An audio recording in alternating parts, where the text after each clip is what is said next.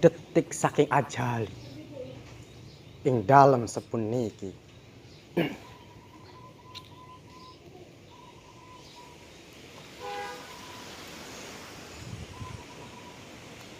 Nok,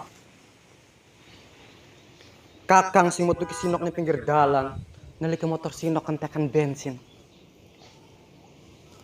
Rumah semetu ki gobuk ing dalem alas rumpet.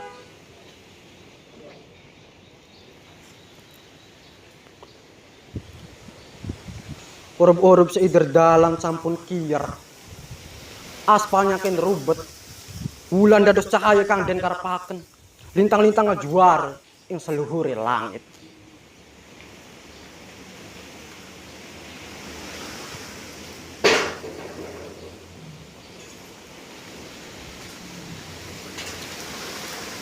Tapi kula no. Kilangan geni kangge ngejaluk kang den pengen.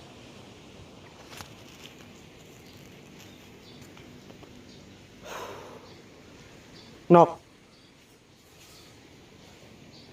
kakang ngendek izin nerampe banyu mata sinok kangge wudu. Kangge nyolawati demen maring kang maha demen lan den demen.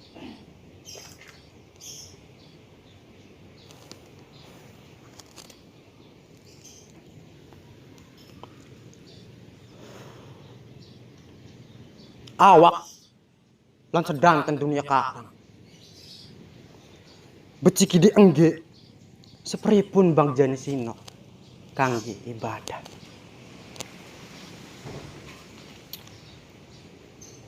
Dipune wulan iri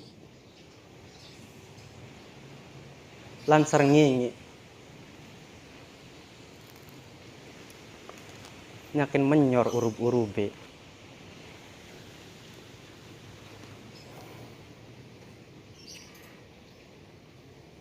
Burak 16 Rawa 1443 Hijriah.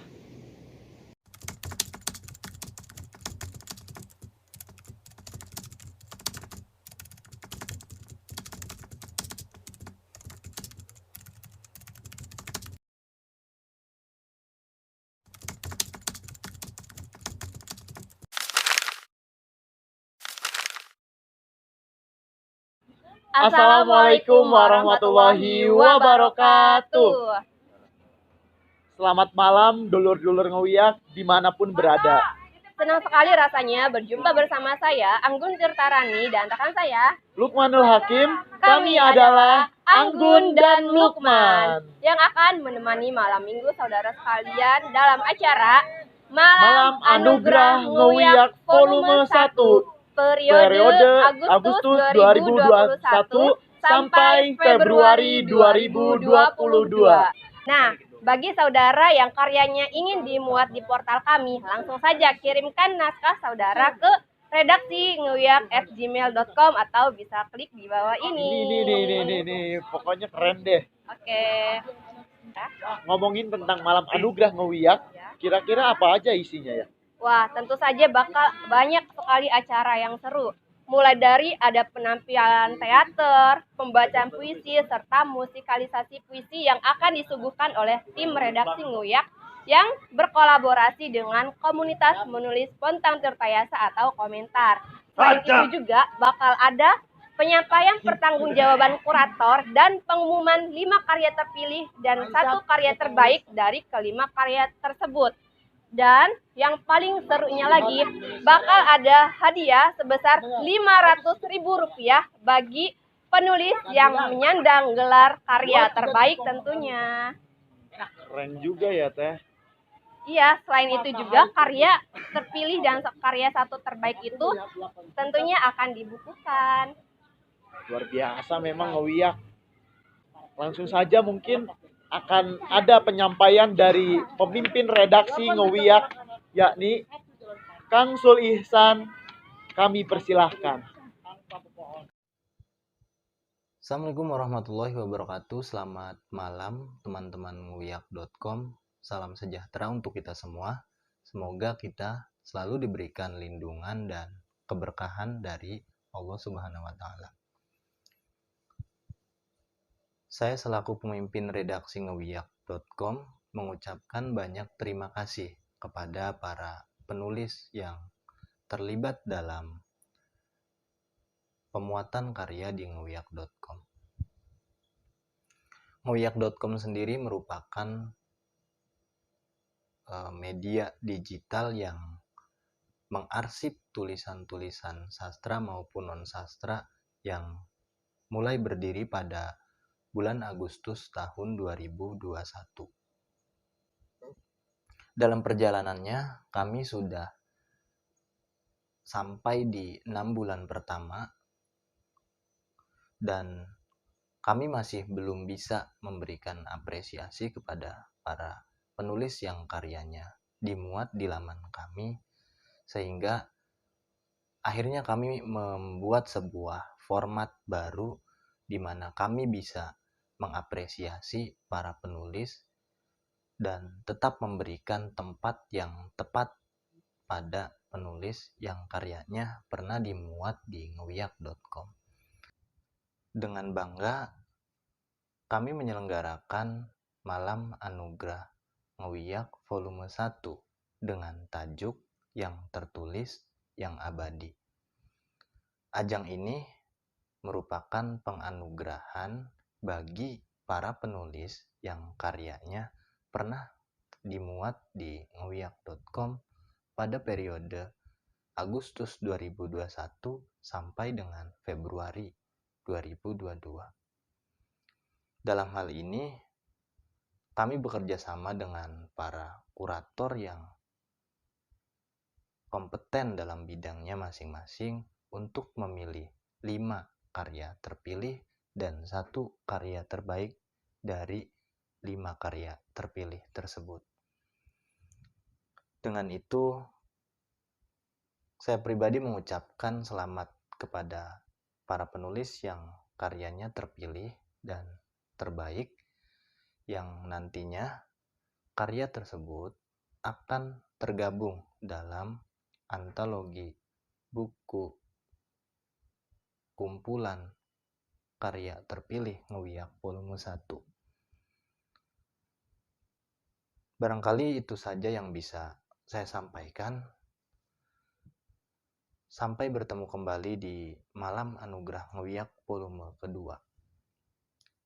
Ngewiak.com, lembaran sastra digital. Assalamualaikum warahmatullahi ta'ala wabarakatuh. Nah, itu dia sambutan yang telah disampaikan oleh Kang Sul Ihsan selaku pemimpin redaksi di Ngewiak. Tepuk tangan dulu dong. Luar biasa sekali ya sambutannya. Jelas. Tahu nggak apa bedanya kamu sama Pemred? Bedanya aku sama Pemred, kalau Pemred memimpin redaksi Ngewiak, kalau aku lagi jadi pembawa acara di malam ini. Salah dong. Salah. Iya. Terus yang benar apa dong? Kalau Pemred menyambut para penulis, kalau kamu menyambut hatiku. Waduh, bisa gitu ya. Oke, kayaknya daripada dengerin Lukman ngegombal gak jelas gini, mendingan kita dengerin laporan pertanggungjawaban kurator aja. Gimana? Sabar. Kayaknya ada penampilan dari teatrikal deh. Ah, ada penampilan dulu dari Iya. teatrikal. Kayak gimana ya penampilannya? Mari kita simak videonya. Oke, check it out.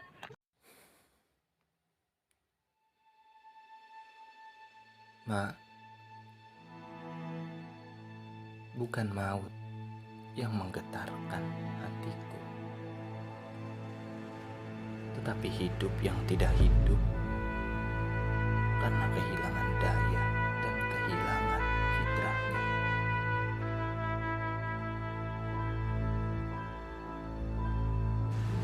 Ada malam-malam aku menjalani lorong panjang tanpa tujuan kemana-mana.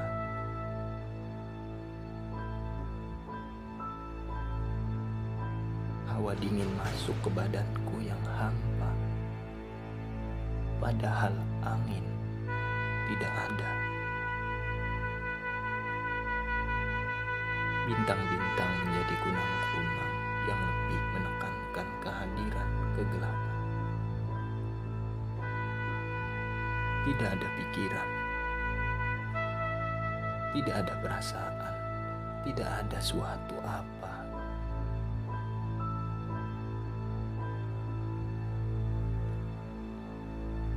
Hidup memang fana, Ma. Tetapi keadaan tak berdaya membuat diriku tidak ada.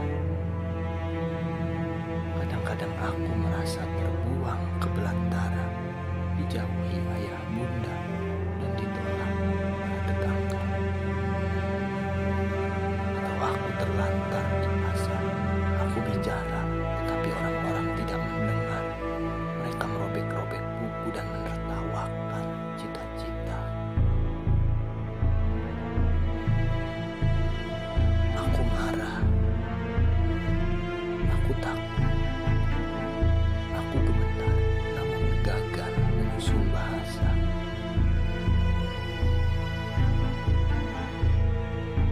Hidup memang fana, Ma. Itu gampang aku terima.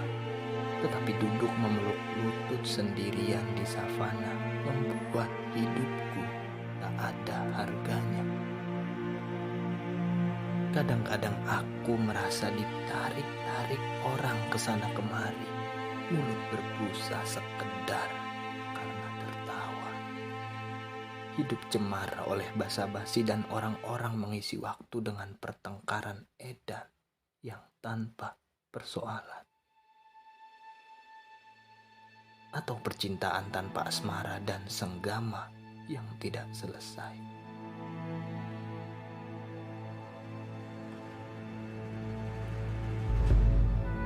Hidup memang fana, tentu saja, Ma. Tetapi akrobat pemikiran dan kepalsuan yang dikelola mengacaukan isi perutku, lalu mendorong aku menjerit-jerit sambil tak tahu kenapa. Rasanya setelah mati berulang kali, tak ada lagi yang mengagetkan dalam hidup ini.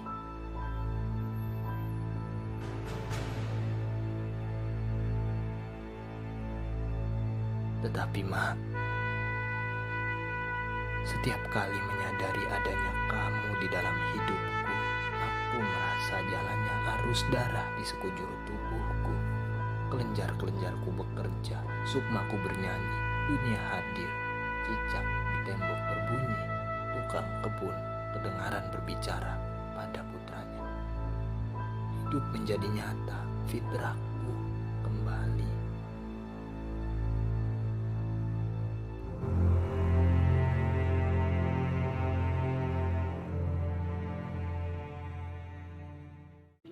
Gimana nih tadi penampilan teatrikal yang sudah disuguhkan? Seru banget tuh, Teh. Seru banget pastinya. Iya dong. Sampai-sampai kayaknya aku tuh pengen nonton lagi deh yang tadi teatrikalnya. Kayaknya nanti kita tonton lagi. Nanti aja nih. Iya. Oke. Acara selanjutnya tuh ada penyampaian dari kurator puisi. Sekaligus pengumuman 5 karya terpilih dan 1 karya terbaik oleh kurator puisi. Yakni Kang Muhammad Rois Renaldi. Kepadanya kami persilahkan. Assalamualaikum warahmatullahi wabarakatuh. Saya Muhammad Rois Renaldi, kurator atau penilai puisi di ngewiak.com.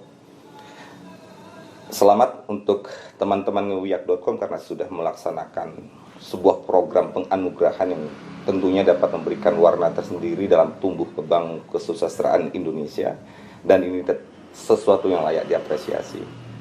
Berkenaan tentang penilaian puisi, tentu menilai sebuah puisi, apatah lagi puisi yang dinilai adalah karya para penyair yang sudah mapan tentunya dalam urusan elementer.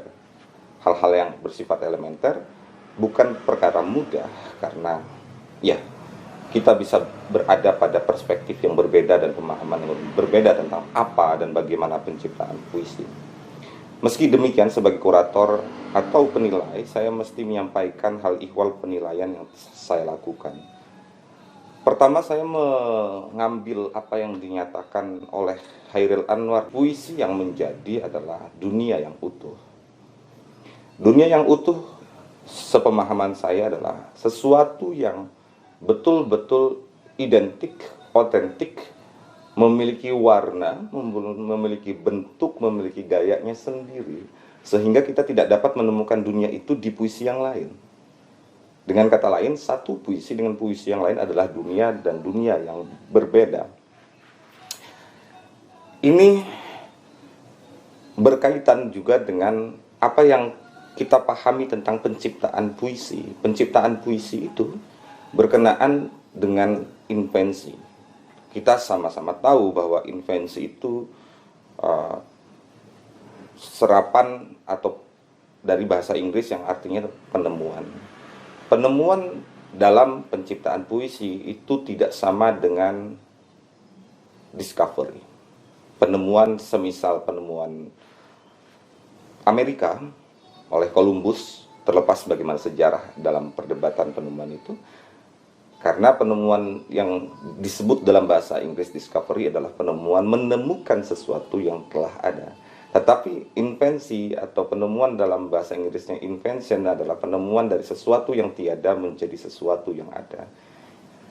Ini pun berkaitan dengan bagaimana kita memahami sesuatu yang kita kenal dengan metafora. Metafor sebagai suatu majas, bukan metafor sebagai rumah semua majas. Metafor berfungsi untuk mengkonkretkan, membentuk sesuatu menjadi konkret dari yang abstrak, meminjam atas persamaan atau perbandingan. Saya melihat puisi sebagai upaya penemuan para penyair, dan penemuan itu meliputi pengalaman baik batiniah atau badaniah yang kita kenal dengan pengalaman empiris. Pengalaman empiris ini adalah magma bagi ide para penyair. Hal utama atau katakan hal pertama yang saya lihat adalah ide penciptaannya. Ide penciptaan puisi sangat penting karena dia akan menjadi fondasi pembentukan sebuah dunia yang utuh sebagaimana dikatakan oleh Hairil. Terlepas dari itu adalah imajinasinya. Bagaimana seorang penyair mengimajinasikan suatu ide, membentuknya menjadi sedemikian rupa sehingga dunia itu sendiri menjadi identik dan otentik. Saya melihat penyair-penyair kita yang 5 karya terbaik yang saya pilih bagi saya adalah puisi-puisi yang sudah sampai di posisi menawarkan dunia yang utuh. Jujur saja saya tidak bisa betul-betul mengambil keputusan secara bulat, tetapi saya harus memilih satu dari 5 karya terbaik. 5 terbaik versi ngeuyak.com pada penganugerahan sastra 2022 untuk kategori puisi adalah terbaik kelima, diraih oleh nyanyian Tahun Baru. Perlu saya sampaikan bahwa saya tidak tahu siapa nama penulisnya karena panitia hanya menyerahkan puisi tanpa diterakan siapa penulisnya. Selamat untuk nyanyian Tahun Baru. Selanjutnya di posisi keempat ada Dari Masa Lalumu. Selamat untuk Dari Masa Lalumu. Penulisnya semoga terus berkarya, karya-karya yang luar biasa. Terbaik ketiga diraih oleh Keriput Tangan Ibu. Terbaik kedua, puisi Kuantum. Dan terbaik pertama, agak panjang judulnya, Mencintai Ingatan Saat Hutan-Hutan Dijaga Jiwa Kanak-kanak. Selamat untuk 5 karya terbaik. Tentu berbicara puisi tidak bisa disampaikan melalui video pendek yang hanya berdurasi 5 menit. Tetapi secara umum itu tadi yang saya sampaikan tentang apa aspek penilaian yang saya pakai. Mungkin satu dengan yang lain bisa berbeda, tetapi setidak-tidaknya kita sama-sama tahu apa yang dijadikan patokan dari suatu penilaian. Terima kasih. Ya, kami ucapkan selamat kepada Penulis terpilih dan terbaik. Jangan lupa hadiahnya Hadiahnya. dibagi-bagi sama kita. ya khususnya buat para ini ya pembawa acara. Ya. Nah, ngomongin tentang esai nih, Bener. kamu pernah nggak nulis esai? Pernah. Boleh nggak ceritain pengalaman kamu nulis esai kayak gimana? Saya tuh nulis esai dari SD. Dari SD udah bisa nulis esai? Bener. Keren banget. Terus gitu gimana? Esai yang diulangan itu loh. Saya Diulangan. dipanggil guru gara-gara esainya nggak diisi. Astagfirullah. Bukan esai yang itu, Lukman. Terus yang gimana deh? Yaudah, daripada makin bingung, langsung saja kita saksikan penyampaian pertanggungjawaban kurator esai dan pengumuman 5 karya terpilih dan 1 karya terbaik oleh Arif Senjaya. Saya menggarisbawahi beberapa hal. Jadi dari 11 esai ini, sebagian esai menyerupai karya fiksi, ya. Sebagian lagi menyerupai opini. Apa itu karya fiksi? Karya fiksi yang saya maksud seperti cerita pendek atau seperti sebuah novel, dan subjek-subjek atau penulis esai ini muncul sebagai protagonis yang narsistik. Jadi ia seperti pahlawan meskipun ia terluka gitu ya. Gitu. Sedangkan ia di situ tentu bukan ia tokoh tapi ia esais. Kalau ia tokoh tentu tidak narsistik ya, karena ia di situ bukan ia pengarang, tapi kalau dalam esai akunya itu adalah aku pengarang. Maka hati-hati dengan protagonisme yang narsistik. Dan yang menyerupai opini itu menghadirkan pikiran-pikiran umum. Hati-hati kalau Anda beropini dan menjadikan esai sebagai ruang opini, karena istilah opini itu sendiri sebenarnya istilah yang digunakan oleh media untuk menghadirkan pikiran yang umum. Misalnya sekarang orang lagi ramai bicara soal toa dan anjing misalnya.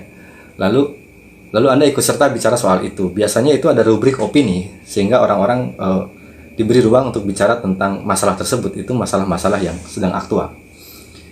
Nah, saya melihat ada beberapa yang tertarik dengan suara ramai di Facebook misalnya, di media sosial yang kemudian harus ditanggapi dengan opini-opini yang juga tidak unik ya. Opini itu sebenarnya hanya melibatkan kita dengan suara ramai gitu. Nah, kenapa protagonisme kapan waktu itu menjadi berbahaya? Karena dapat membuat subjek itu kehilangan dosa. Jadi esai itu kan harus bernafaskan refleksi, dan refleksi itu menunjukkan bahwa kita punya dosa, kita punya kelemahan, kita punya kedunguan, tapi kita juga mungkin punya kedoliman tertentu gitu. Nah makanya protagonisme itu berbahaya karena membuat subjek menjadi heroik gitu ya. Meskipun ia menampilkan diri sebagai subjek yang terluka, sebenarnya ia adalah hero gitu. Kita mesti belajar pada fiksi. Kalau benar mau meniru fiksi, ya mesti belajar pada fiksi-fiksi yang hebat, yang justru menolak protagonisme macam itu. Ya, esai mesti belajar pada fiksi juga. Kalau esai, kalau Anda memang mau menulis esai dengan corak naratif. Misalnya saya pernah membaca sebuah novel Disgrace. Di situ ada tokoh bernama Lucy. Lucy itu kan kulit putih, kukunya kotor, digambarkan kotor gitu. Kemudian dia diperkosa kulit hitam, ada 3 orang yang diperkosa. Tapi ia menolak aborsi. Ayahnya minta dia untuk menggugurkan anak itu, tapi Lucy bilang, apa salahnya anak ini gitu. Kemudian ada tokoh bernama Yasmina dalam novel Tomboy, itu juga menarik. Ia keturunan Perancis, juga keturunan Aljazair. Ibunya Perancis, ayahnya Aljazair. Tapi kemudian ia menolak Perancis, ia membenci Perancis, ia juga membenci Aljazair gitu ya. Dan demikian protagonisme dalam fiksi-fiksi terkemuka macam itu justru adalah tantangan pada tema yang baik gitu. Biasanya protagonisme kan muncul dengan suara orang yang heroik gitu ya. Tapi melihat tokoh macam Lucy dalam Disgrace atau Yasmina dalam Tomboy, itu yang baik siapa? Karena tokoh utama saja tidak baik gitu. Ya, mengandung unsur-unsur tidak baik kan. Misalnya Lucy sendiri bertengkar dengan ayahnya gitu ya. Yasmina juga dengan keluarganya. Sehingga fiksi yang baik itu merupakan tantangan pada moral gitu ya. Tantangan pada nilai-nilai umum atau tadi yang saya bilang opini. Apa yang disebut dengan nilai umum? Ini nilai umum itu yang bersumber pada kuantitas. Ya. Opini itu tidak pernah berkualitas karena sumbernya saja kuantitas. Nah, fiksi yang hebat itu menolak bahkan mengolok-olok opini. Karena yang diinginkan oleh fiksi yang hebat adalah kualitas, jadi bukan kuantitas. Karena itu mengapa esai hadir ya? Ini fungsi esai itu untuk menarik diri dari protagonisme tadi. Sebab sudah belajar pada fiksi yang hebat. Kalau kita sudah membaca fiksi-fiksi yang hebat, maka kita akan menarik diri dari protagonisme yang heroik dan narsistik. Itu sebabnya esai sering dianggap bagian dari tradisi sastra. Mengapa?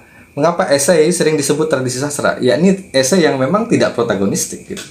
Atau menampilkan subjek sebagai subjek yang juga punya dosa gitu.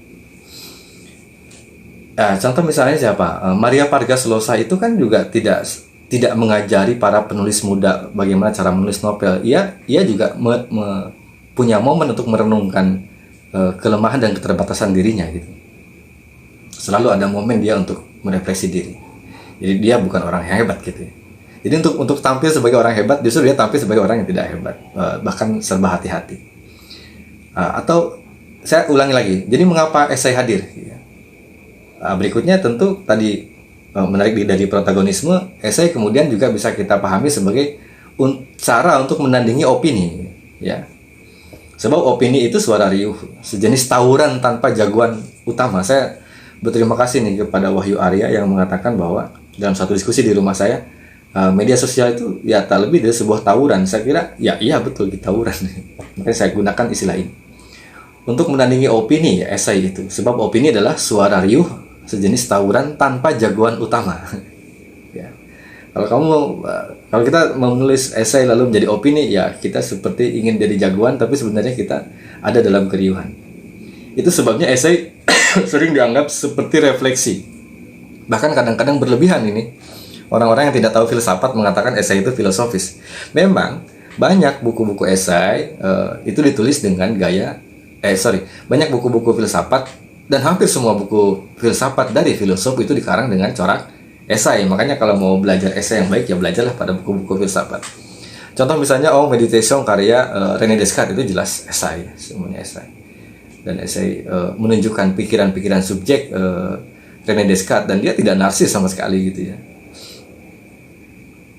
Nah, selain dari yang dua tersebut, sebagian kecil lain yang dinilai ini merupakan persuasi klise. Misalnya gini, buku adalah jendela dunia. Wah, itu persuasi yang klise, mengajak orang membaca dengan metafor yang juga klise. Jadi kalau kita mengajak mendagangkan produk pikiran, mendagangkan produk barang, bahkan kita harus menghindari klise ya. Kamu mendagang odol itu mesti dengan kalimat yang berbeda dari odol lain saingan kamu gitu. Nah, sama kalau kamu menggunakan buku adalah jendela dunia, ini klise banget gitu. Jangan sampai Anda mengulang kalimat yang orang sudah gunakan ribuan kali. Ini bukti kalau klise itu membuktikan bahwa Anda itu tidak punya subjektivitas itu. Tidak punya diri yang mandiri ya. Misalnya ada lagi pikiran keluarga berperan penting dalam pendidikan, itu klise banget gitu ya. Mungkin Anda harus berpikir bahwa keluarga tidak penting sama sekali. Misalnya begitu ya. Mungkin ya ada tesis semacam itu. Jadi segala yang klise itu pada dasarnya segala yang tidak diperiksa lagi sebenarnya gitu ya. Anda tidak mau periksa itu pikiran siapa. Opini juga sebenarnya klise, mengingat sifat klise opini itu masalah ini banyak dibicarakan orang. Bahkan sekarang, dulu kan saya tidak mengenal medsos ya. Kalau sekarang mengenal medsos, sekarang ternyata semua orang bisa bicara hal yang sama dibicarakan oleh sebuah media cetak gitu. Nah, mengapa esai? Kalau kita lihat di beberapa rubrik koran-koran besar seperti Kompas itu ada asal usul itu, kemudian di Tempo ada catatan pinggir, itu membuktikan bahwa opini itu tidak cukup. Media-media besar yang masuk dalam keriuhan itu merasa tidak cukup dengan keriuhan tambahan itu, sehingga harus membuat kolom esai, rubrik esai. Untuk apa? Untuk mendengar suara lain. Octavio Paz menyebut the other voice, suara lain. Jadi karena opini itu jadi selalu bagian dari keriuhan dan klise, bahkan terlalu dan selalu protagonis. Lihat bahwa orang-orang beropini itu selalu ingin dianggap gitu kan, selalu ingin jadi hero, selalu ingin benar. Maka apa? Kunci yang paling mudah menurut saya, paling tidak ya, kalau Anda mau terus menulis esai lagi, Anda harus perhitungkan posisi diri yang beda. Alat bantunya adalah tesis dan intensi. Ya. Oke. Semua yang saya tulis di atas Anda bisa baca nanti tulisannya mungkin dari panitia. Berangkat dari 11 esai ini ya. Dan tugas saya kemudian memilih 5 terbaik dan 1 juaranya. Jadi saya kira esai yang sang juara yang saya pilih ini adalah yang paling minim dalam unsur-unsur pengganggunya. Jadi bukan esai yang unggul sekali gitu ya. Ini penting saya sampaikan supaya para esais belajar meningkatkan diri gitu ya, dan menjadi esais yang lebih hebat lagi. Jadi saya ulangi, saya memilih 5 ini dengan catatan paling minim dalam unsur-unsur pengganggu tadi. Jadi yang tak akut protagonismenya, yang tak payah klisenya, yang tak sangat opini, yang tak teramat klise, yang tak atau karena yang benar-benar terbebas dari semua itu tidak ada gitu ya. Oke, baik, saya langsung sampaikan. Yang pertama dari 5 ini dan kemudian juga menjadi juaranya yang berjudul Jiwa Anak Desa. Tentu ini dengan catatan tambahan dari saya bahwa esai Jiwa Anak Desa ini kehilangan signifikansi dari begitu banyak elemennya. Ada kata, kalimat, paragraf yang menurut saya, narasi bahkan yang bisa dibuang karena tidak ada kebulatan tesisnya. Ini kelemahannya pada kebulatan tesis gitu. Jadi bahkan mengawali paragrafnya dengan nada narsistik banget gitu ya, menerangkan siapa dirinya, kan tidak penting gitu ya. Ya, tapi intensinya terbangun. Nah, ada intensi lumayan. Dan kelemahan lainnya ada masih protagonistik.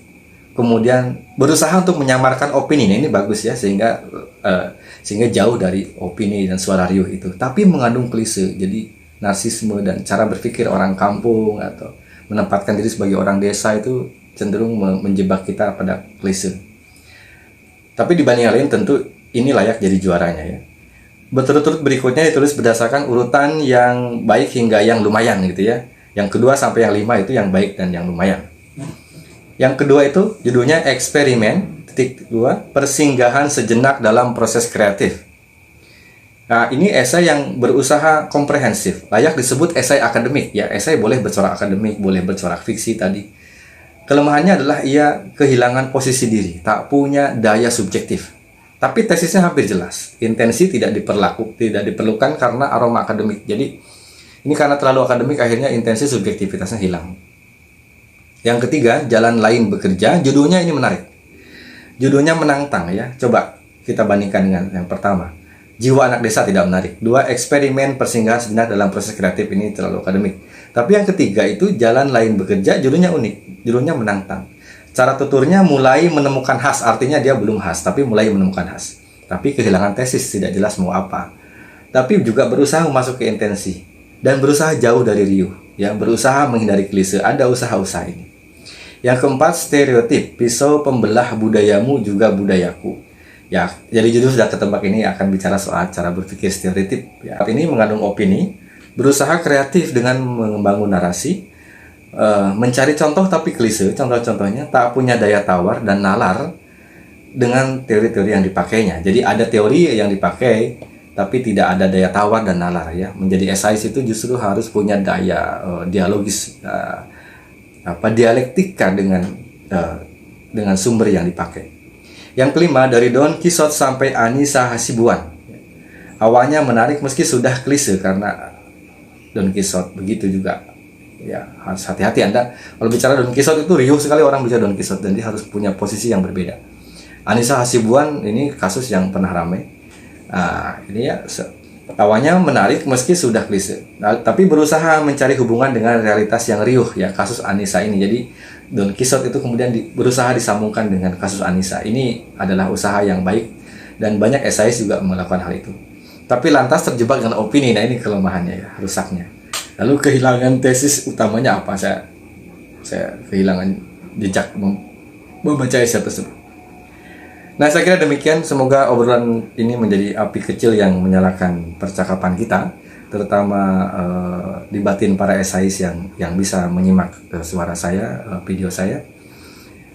Dan saya aturkan selamat untuk semuanya, juga untuk 11 sisanya, berarti ada 6 sisanya. Mudah-mudahan di tahun yang akan datang atau di event-event yang lain Anda semua bisa ikut ya. Dan yang paling saya banggakan sebenarnya selama Ngowiak yang dengan berani melakukan ini semua. Tanpa Ngowiak tentu kita tidak punya perjumpaan macam sekarang. Assalamualaikum warahmatullahi wabarakatuh. Selamat kepada SAIS terpilih dan terbaik. Selanjutnya apa nih Teh? Selanjutnya bakal ada yang nyanyi nih. Nyanyi apa ya? Nyanyi apa ya? Penasaran nggak? Nyanyi potong bebek angsa? Bukan. Apa? Apa? Apa coba? Coba Lukman Nyanyi. tebak. Nyanyi bondolan. Ya, bondolan. bukan itu juga. Terus apa? Saya penasaran gitu. Ya, daripada penasaran, langsung saja kita saksikan musikalisasi puisi. Nah, kali ini puisi yang akan dibawakan adalah karya Kang Naimin Kak. Beliau adalah salah satu pengurus komentar. Daripada penasaran, langsung saja Penasaran kita banget. saksikan. Cekidot.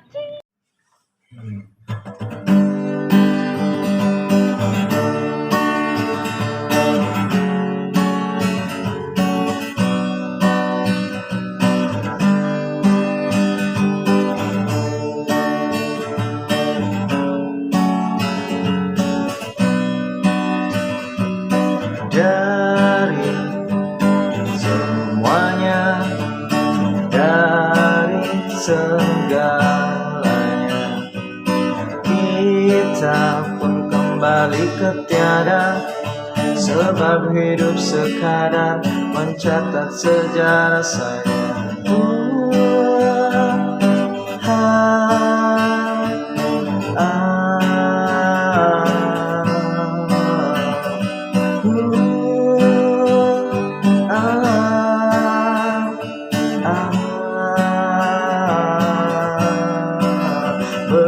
Begitupun dengan kamu, musafir yang berteduh di bulu mataku.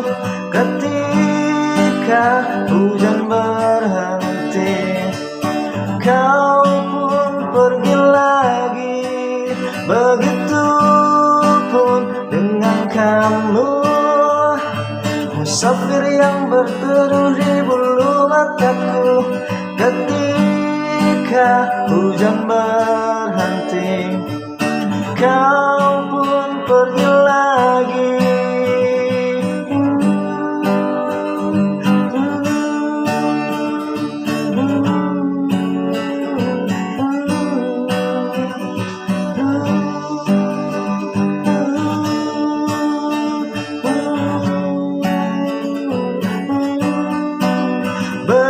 Begitupun dengan kamu, musafir yang berteduh di bulu mataku. Ketika hujan berhenti, kau pun pergi lagi. Begitupun dengan kamu, musafir yang berteduh di bulu mataku. Ketika hujan berhenti, kau pun pergi lagi.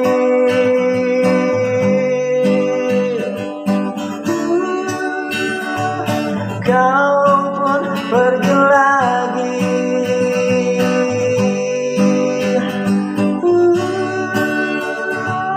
Kau pun pergi lagi.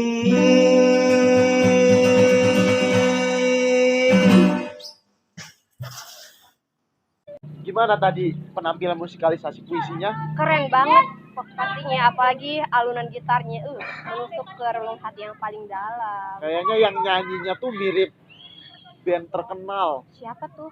Ariel. Ariel Noah. Bukan, Terus Ariel yang mana? Arep Buri Kriwil. Ariel Arab Budik Trivial. Iya. Oke. Tapi kok makin lama aku deg-degan ya. Saya ada tebak-tebakan lagi nih. Tebak-tebakan apa tuh? Cerita apa yang segini? Cerita yang segini, cerita sepuser, Bukan. Apalagi yo? cerita Ya bisa sepinggang. jadi. Terus Cerita terus. sepinggang. Bukan. Cerita apa yang segini? Nggak tahu, aku nyerah. Emang cerita apa? Cerita pendek. Oh. 5 penulis terpilih dan terbaik.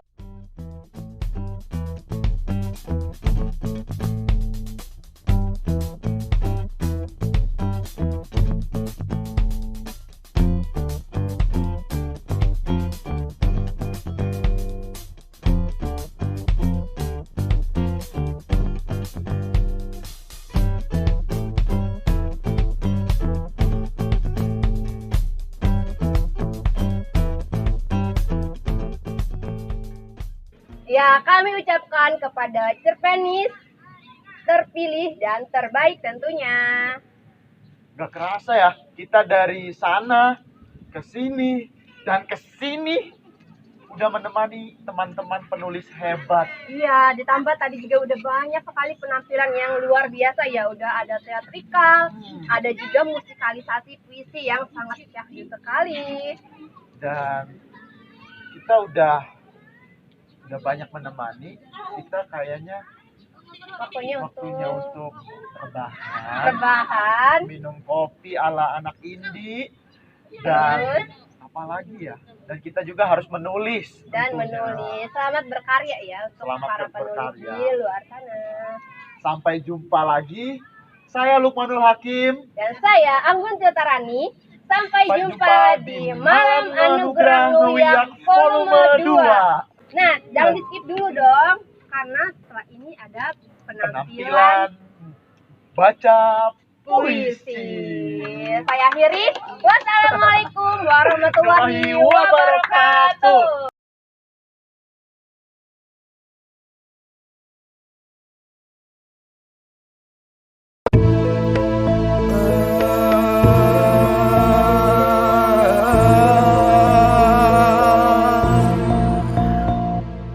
Kalau aku pulang lalu bilang padamu, rumah akan jadi hening, kering dan kening, tiba-tiba geming, sementara malam bersamamu belum ku akrabi.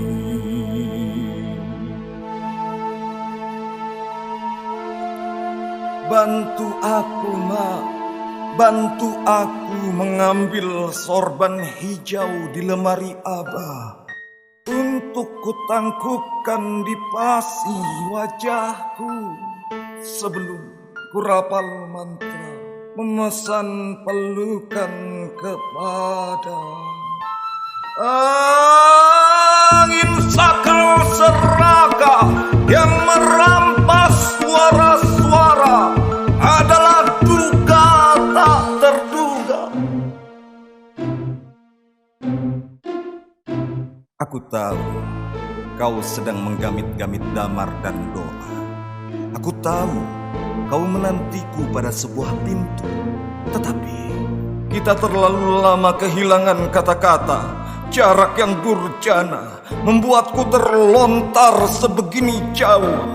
Ma, kakuanku ini, kuku-kuku iblis, merobek-robek kulit ari, daging, dan merangsek ke belulangku. Ngilu, Ma, ngilu. Tapi katamu, lelaki yang lahir di tanah Banten dilarang menangis. Maka dalam sendiri dan kepung gigil aku menyenandungkan solawat yang terhatam kau bacakan di dekat telingaku. Solawat yang menikam-tikam jantungku bila malam saru dan dunia hilang deru. Ku tatap genting hitam berbaris, kamar di kota asing ini mengingatkanku pada kamar waktu aku kecil dulu. Tanpa pelafon, begitu banyak sarang yang ditinggalkan laba-laba. Ada kecoa terperangkap di lumat rayap, dan semua lenyap sesaat setelah aku terlelap. Ma, Ada senyap tiba-tiba menderap dan sesuatu memerangkap. Tubuhku semakin meringkuk ditekuk ketakutan. Lampu 5 watt seperti mata setan mengabarkan petaka pada musim durna, maut dan sebuah rahasia yang belum sempat kukatakan padamu menjulurkan lidah. Dalam lelah dan leleh jiwaku masih tahan. Sebagai orang sakit yang menyaksikan dunia dibias secerca cahaya dari 2 tungkai jendela, di mana kita dahulu bertatapan dan bertukar cerita. Jasadku terasa ringan, memandang langit-langit lalu kubiarkan sesuatu berbinar sebelum ia melepaskan diri dari kungkungnya.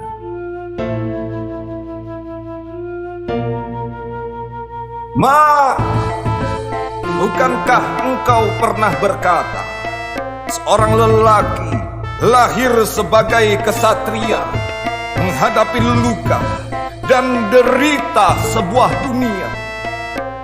Lantas, untuk apa air mata itu terus